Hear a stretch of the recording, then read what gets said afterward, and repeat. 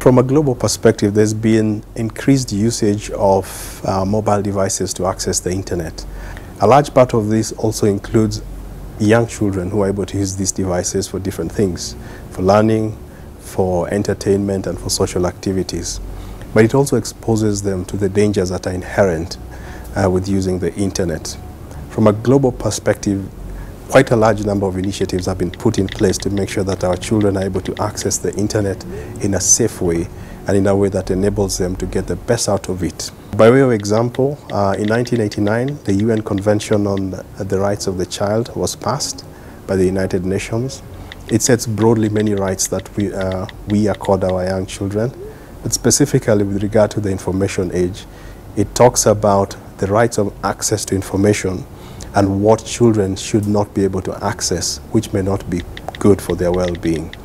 This is an important initiative by all stakeholders to make sure that children enjoy being children and that the internet does not become something that actually poses dangers to them. This global approach to protecting the rights of our children online extends to international bodies such as the ITU, UNICEF, and GSMA, which work together and separately to develop procedures and guidelines that enable children access the internet in a safe way. Safer Internet Day is a global event that is set aside to raise awareness on child online protection by bringing together partners and children and engaging them in activities that raise awareness on their safety of the internet. And it is held every year, the second day of the second week of the second month. At Safaricom, we are working very closely with the ICT Ministry and the Communications Authority to implement child online protection. We are the only company that has in place a child online protection policy. This is integrated into how we do our business and how we prepare our products and make them available to our customers. Internally, it also sensitizes our staff as to how to approach this issue. It has to be top of mind, and this is not an issue that we deal with as an afterthought.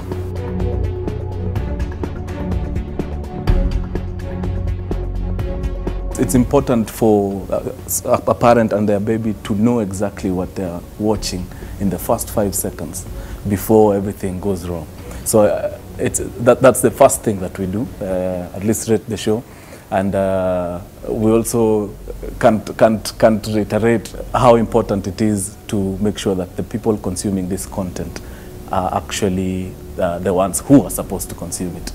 As a content creator, I think our role in ensuring that kids are not getting access to content that they shouldn't be is really by following the rules and regulations that are laid out to control this. We do have our own classification board here in Kenya, and we are required when we make content to take it to them so that they can classify it and determine who should see the particular content, because they're all categorized differently in strong language, violence, and you know, visuals. At Safaricom, we shall keep on innovating around this area and make sure that in future we're able to provide tools to parents that can better manage how children access the internet.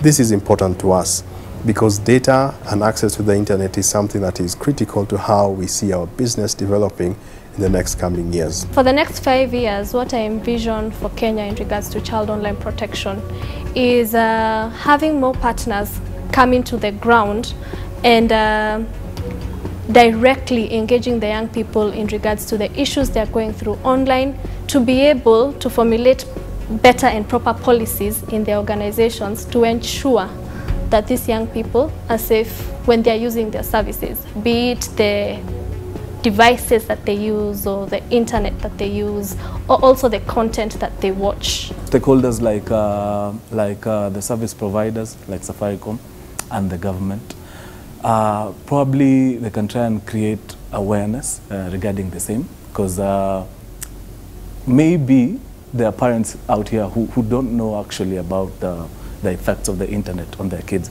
So if we can get those people to, you know, create more awareness on the same, I think it will be good.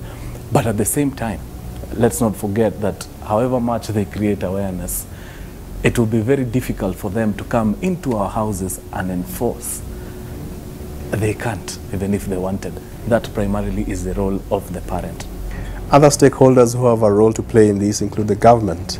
The government has law enforcement agencies who must play their part to make sure that this space remains safe for children. Anyone exposing children to any threats via the internet should be someone who can be prosecuted according to the law as we continue to defend this space for children.